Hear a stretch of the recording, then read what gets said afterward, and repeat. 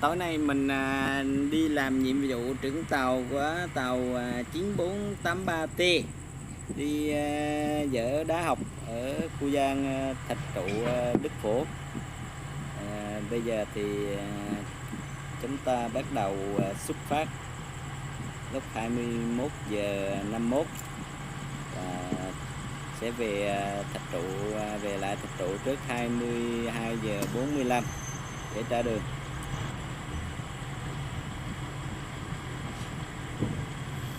Tàu công trình 9483T thì đi đến km 959 cộng 640 đến 959 cộng 780, cách ga Thạch Trụ 1 km để dỡ đá học.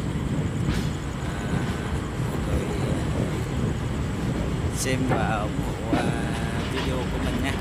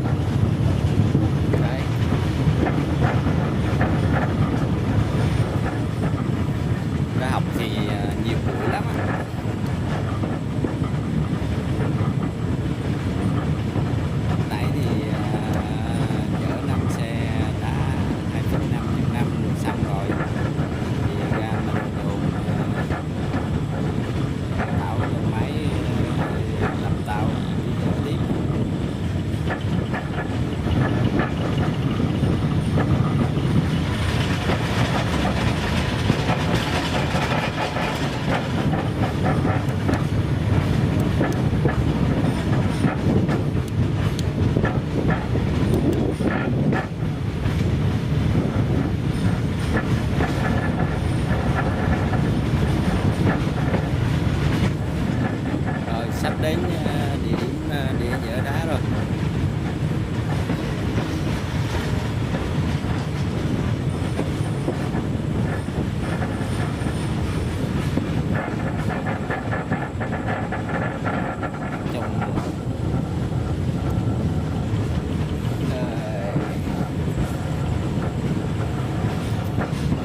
Đây là tàu công trình 9483T nha.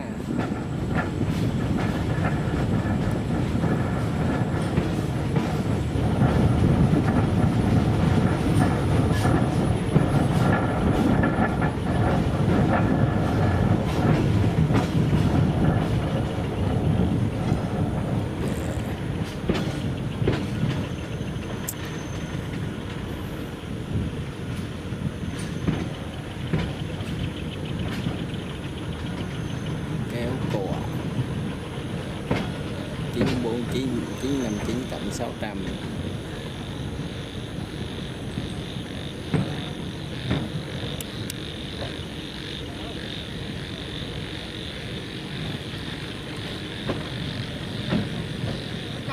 Cái tập cuối nó vừa giáp cái mới này luôn nha đấy.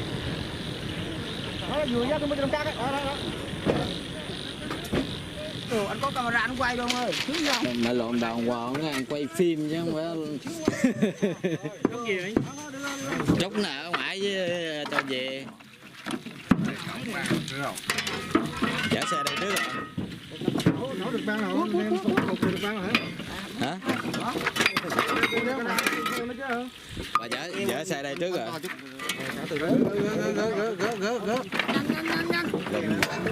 Làm nhanh về 22 giờ 45 á.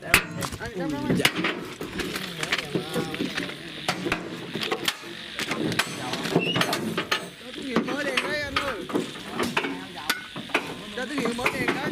Để có điện nó sáng không không? Mám đầu lội. Lên đường.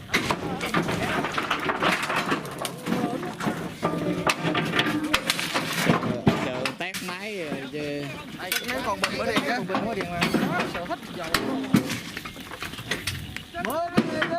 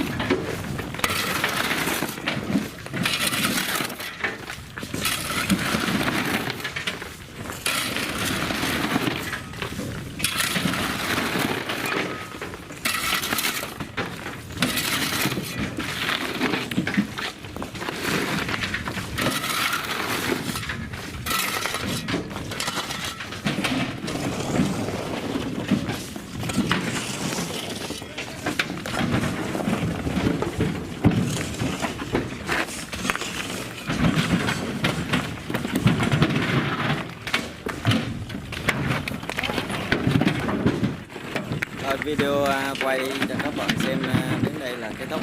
Bây giờ mình đi kiểm tra đá bên đường, đóng cửa toa xe và